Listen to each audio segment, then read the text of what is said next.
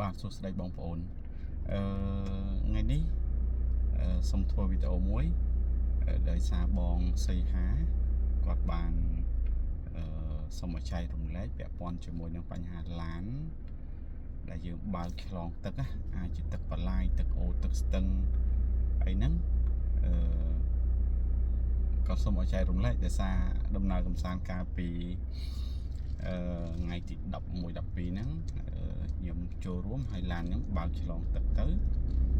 ឆ្លងអូរដែលមានខ្សាច់ច្រើនហើយក៏ជាប់ឡាននៅនឹងនៅអូរហ្នឹងដោយសារខ្សាច់ច្រើនអញ្ចឹងក៏ឆ្លើយតបទៅបងអញ្ចឹងណាហើយក៏ជាការចែករំលែកដែរអញ្ចឹងចាប់ផ្ដើមនៅពេលដែលយើងបើកបរមុននឹងឆ្លងទឹកឆ្លងឧបសគ្គរបៀបជាអូរមានខ្សាច់មានភក់អីហ្នឹងណាចឹងយើងត្រូវដឹងថាតើឡានយើងមាន option អីខ្លះណាមានជម្រើសអីខ្លះអាចជា Capita 4H 4H LC អីចឹងទៅនិយាយរួមជ្រើសរើស option ណាដែលវាសមស្របសម្រាប់ឧបសគ្គរបស់យើងហ្នឹងចឹងណាហើយមុននឹងឆ្លងកាត់ឧបសគ្គយើងគួរតែចុះទៅមើលអាចបើសិនជាមានគ្នាច្រើនយើងសង្កេតលើឡាន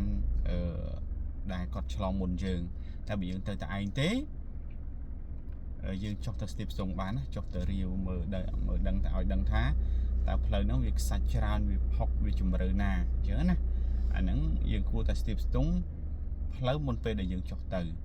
ហើយត្រៀមឡានយើងហ្នឹងគួរតែត្រៀមជំរើសដែលសមស្របសម្រាប់ការបើកឆ្លងកាត់ឧបសគ្គហ្នឹងអញ្ចឹងណាបាទហើយក្នុងកំឡុងពេលដែលបើកឆ្លងឧបសគ្គហ្នឹងយើងត្រូវត្រៀម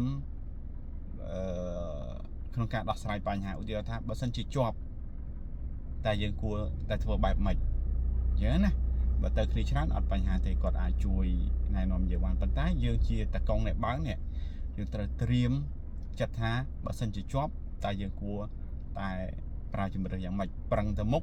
ឬក៏ថយយកអេឡង់អាហ្នឹងអាចពាក់ព័ន្ធជាមួយនឹងបទពិសោធន៍ក្នុងការធ្វើដំណើរអញ្ចឹងណាបន្ទាប់ទៅយើងចំណុចមួយទៀតដែលយើងត្រូវដឹងថាតើកម្រិតឡានយើងនេះកម្ពស់កង់ឡានយើងពីកង់ឡានពីបាតឡានយើងមកពីដីមកបាតឡានយើងតើកម្ពស់ប៉ុណ្ណាហើយជម្រៅទឹកយើងហ្នឹងដែលយើងត្រូវឆ្លងហ្នឹងវាខ្ពស់ប៉ុណ្ណាក្នុងករណីបើសិនជាទឹកហ្នឹងវាជ្រៅពេកយល់ណាវាជ្រៅហើយឡានយើងអត់ដឹកអីទេវាស្រាលអញ្ចឹងយើងសម័យមើលថាហើយបើសិនជាមានកម្លាំងទឹកហូរផងវានឹងអាចធ្វើឲ្យឡានយើងដែតហើយអូសឡានយើងចេញពីផ្លូវបងប្អូនសម័យមើលថាឡានយើងវាឃ្លុបចិត្តដូចជាទូកអញ្ចឹងណាអញ្ចឹងបើសិនជាឡានយើងហ្នឹងវាចូលក្នុងទឹករួចហើយ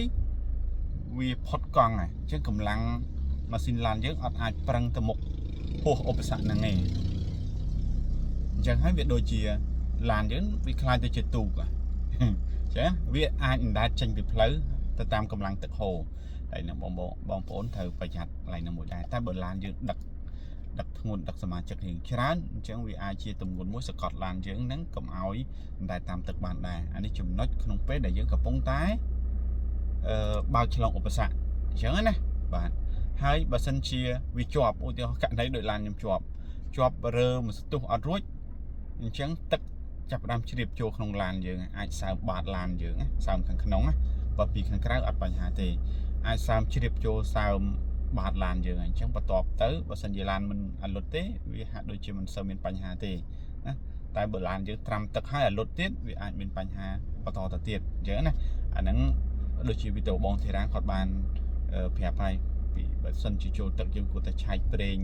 ម៉ាស៊ីនប្រេងអីណាអញ្ចឹងណាបងធីរ៉ាគាត់បានប្រាប់ឲ្យ admin យើងណាអញ្ចឹង